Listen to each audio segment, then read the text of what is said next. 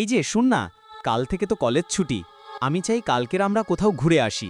আর কবে না কবে আমাদের দেখা হবে, কলেজ তো 1 মাস বন্ধ, চলো না। তোমাকে ছেড়ে এই 1 মাস আমি কিভাবে থাকব?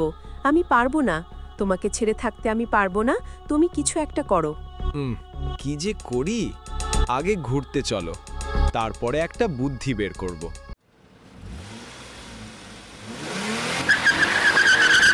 এই যা, গাড়িটার আবার কি হলো?